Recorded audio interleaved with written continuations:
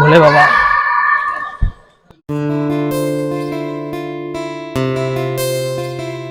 তো এখানে পেমেন্ট করতে হবে 6 টাকা। কতটা বিপজ্জনক ব্রিজ তোমরা বুঝতেই পারছো। अबे साले जो माफ करना मैं जो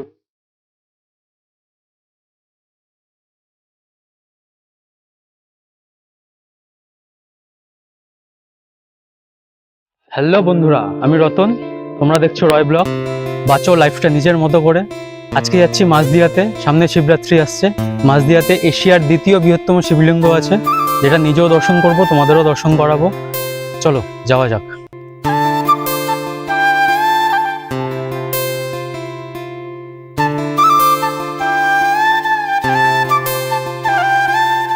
তো ফাইনালি আমরা পৌঁছে গেছি রানাঘাট স্টেশন।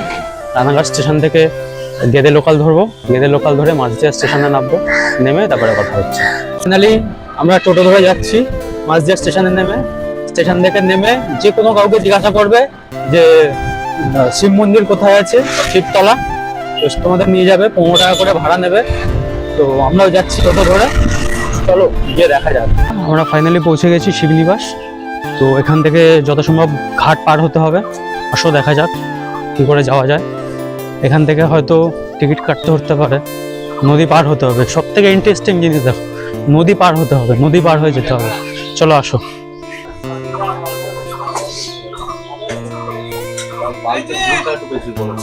দাদা যাওয়ার জন্য ভাড়া কত?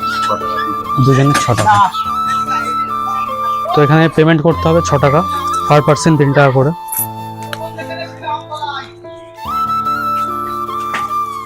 কার্ডটা ঝুলিয়ে দিবা, হ্যাঁ লাইভ ভিডিও ঝুলিয়ে দিবা। টাইম কোথায় পেলাম? আচ্ছা, নদীটা দেখো এত সুন্দর। এই নদী পার হয়ে যেতে হবে, ব্রিজ করা আছে। ওই সামনে দেখা যাচ্ছে মন্দির, ওই দেখো সামনে মন্দিরের চূড়া। তোমরা কতটা দেখতে পাচ্ছ কিনা জানি না, কাছে গিয়ে তো দেখাবো অবশ্যই। আর আমরা ব্রিজ পার হব। সামনে দেখো নৌকা দাঁড়িয়ে আছে, হয়তো বর্ষার সময় চলে, এখন তোলা আছে জানি না। নদীটা পার হয়ে যাব। কতটা বড় নদী দেখো, সামনে একটা ব্রিজও আছে, ওখানে নৌকা নিয়ে হয়তো মাছ ফাছ ধরছে।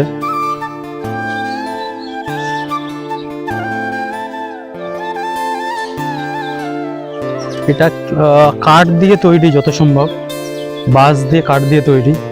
কতটা রিস্ক আছে জানি না, যাচ্ছি তো হেঁটে, গাড়ি ঘোড়া হয়তো এর উপর দিয়ে চলাচল করে। দেখো কাঠের পাটাতন দিয়ে ব্রিজ তৈরি করা, কিছু কিছু জায়গায় ভেঙেও গেছে। এই জায়গাগুলো দেখো, রিস্ক আছে অবশ্যই। আবার সামনে গাড়িও আসছে, হয়তো এটা দিয়ে গাড়ি চলাচল হয়। একা যাওয়া সম্ভব না, তাই জন্য হয়তো মানে নেমে যাচ্ছে। अबे साले जो माफ करना मैं দুজনে যাওয়া সম্ভব না, তাই একা নেমে যাচ্ছে, কারণ তোটাই বিপজ্জনক ব্রিজ, সম্ভবই না। তো আমরা ফাইনালি পার হয়ে পারে চলে এসেছি। তো এই রাস্তা দিয়ে এখন সোজা চলে যাবো। এখানটা ঘাটের সিঁড়ি করা আছে, এখান থেকে হয়তো স্নান ফান করে মন্দিরে। আর এখানটা এরিয়াটা দেখো, একটা ক্যাম্পাস মতো করা আছে এপাশে ঘিরে। আমরা যাব পরবর্তীকালে, ভিতরে যাব, গিয়ে দেখাবো সবাইকে।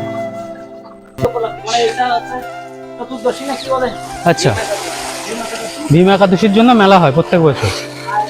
তোমরা তো শুনতেই পারলে, বললো কন্টিনিউ শিবরাত্রি উপলক্ষে 18 দিন মেলা চলে। 18 দিন। দেখো পাশে সব দোকানপাট বসছে, এখনো স্টার্ট হয়নি, স্টার্ট হচ্ছে হয়তো, এখনো কাজ চলছে দোকানপাট বসার। আর মন্দিরটা দেখো, চলো জয় শিবশঙ্কর, আ যাও। তো এটা হচ্ছে ছোট শিব বাবা শিব মন্দির, দেখো।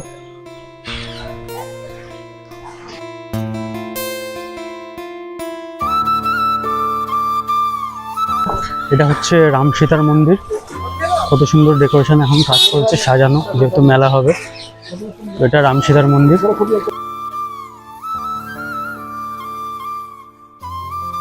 এটা হচ্ছে বাবার মেন মন্দির, ভোলে বাবা। তো সামনে হচ্ছে ভীম একাদশী, তার জন্য মেলা বসবে, তার জন্য পুনরায় রং করা হচ্ছে, কাজ চলছে এখনো। আর মেন মন্দির খোলা থাকে সকাল 7টা থেকে দুপুর 12টা পর্যন্ত, আর বিকালবেলা খোলা থাকে। এখন বন্ধ আছে যেহেতু দুপুর টাইম, তো এখন বন্ধ আছে। 3:30 4টের দিকে খুলবে, আর সন্ধ্যা 6টা পর্যন্ত মেন মন্দির খোলা থাকবে। তোমরা কেউ চাইলে এসে ঘুরে যেতে পারো। আর পাশেই লজ আছে, থাকার ব্যবস্থা আছে, দেখো কৈলাস লজ, সেখানে থাকার ব্যবস্থা আছে। যদি কেউ মনে করো একদিনে বাড়ি ফিরতে পারবে না, তো এখানে এসে থেকে ঘুরে যেতে পারো। খুব সুন্দর দর্শনীয় স্থান। তো বাবার মন্দির খুলেও দিয়েছে, চলো নিজেও দর্শন করে নিই, তোমাদেরও দর্শন করিয়ে দিই। আসো বলে বাবা।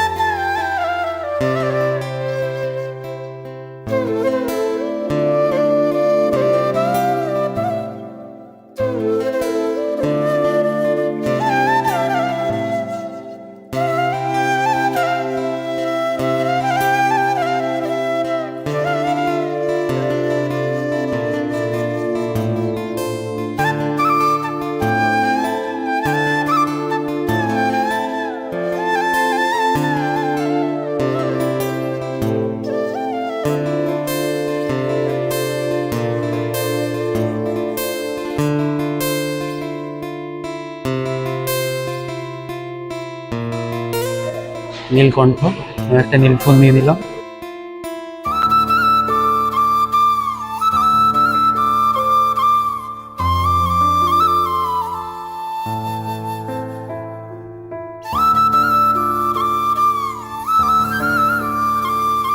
ত্রিশূলটা দেখো বাবা, কত বড় বড় ত্রিশূল, দুখানা ত্রিশূল রাখা আছে।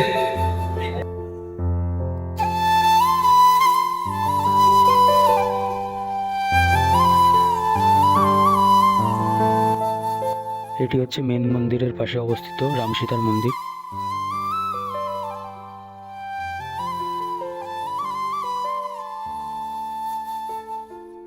এই মন্দিরটি মহারাজা কৃষ্ণচন্দ্র স্থাপন করে 1762 সালে।